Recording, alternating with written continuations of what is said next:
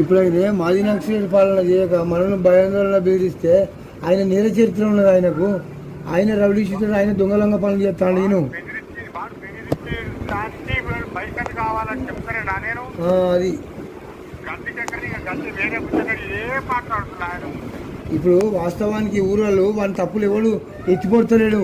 మనం ఎత్తిపడకుండా మన తిరిగి వస్తాడు. అవసరం ఒక ఇల్లు మీద వాళ్ళు 20-30 మంది ఉన్నారని దాడి చేపించిన వాళ్ళకు నేను చూసుకుంటా కానీ అంటే ఇంకా మనకి ప్రోత్సహించినట్టు అది. మనం ఒక లాయర్ లాయర్తో పోదలుచుకున్నాం, లా ముచ్చట మాట్లాడు, దానికి సమాధానం మాట్లాడతాం. చెప్పినా అయిపోయింది నీకు వెళ్తా. రావణావస్థలు నడవయాడా నేను చెప్పినా అయిపోయింది నీకు వెళ్తా. ఒకటే కంటే నేను వచ్చి మాట్లాడతా.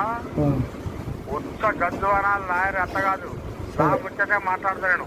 సరే సంబంధం ఇది ఎంతవరకు సమాజం అన్నాలు తిరిగినోడిని, జైలు పాలైనోడిని సర్పంచ్గా ఎట్లా నిలబెట్టిండ్రు, సర్పంచ్ చేసిన దాన్ని వాడు ఎట్లా కూర్చుంటాడు సీట్లో, పెన్నా కూర్చున్న సీట్లు ఎట్లా కూర్చుంటాడు, అది అది గది అట్లా మాట్లాడు, నేను ఒప్పుకుంటా. ఇప్పుడు అన్నాలు తిరిగి కేసులు అయిన జైలు పోయించిన ఎట్లా సర్పంచ్ చేసిండు ఊరోళ్ళు.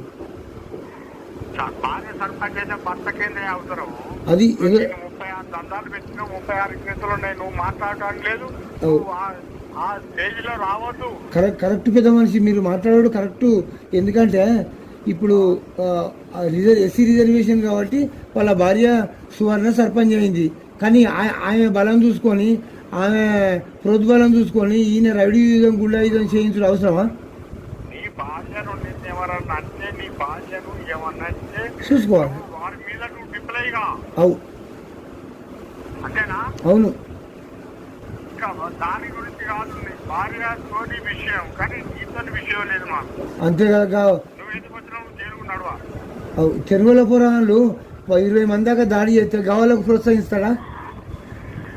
సరయ్యా, ఇప్పుడు మనం అవన్నీ మనం ఏం మాట్లాడింది వాళ్ళు ఇప్పుడు రెండే పెట్టారు, వీటి వాడిని అయ్యింది కానీ ఏం చెప్పింది కానీ చెట్టు పేరు చెప్పుకొని కాయలం కట్టించాను, వాళ్ళ పైకట్ చేయాలి. అది నేను అన్నది కాదు, దీంతో మళ్ళీ మన తెలుగు రాకుండా కావాలి. అంతే కదా, సిబి సార్కి చెప్పి వాళ్ళని బయట చేపించి వాళ్ళను కేసు పెట్టిద్దాం.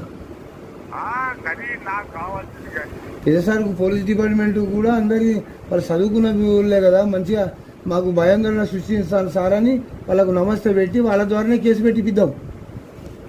ఎట్లా చేస్తారు, లేకపోతే వాళ్ళు నైట్ పండిపిస్తారా?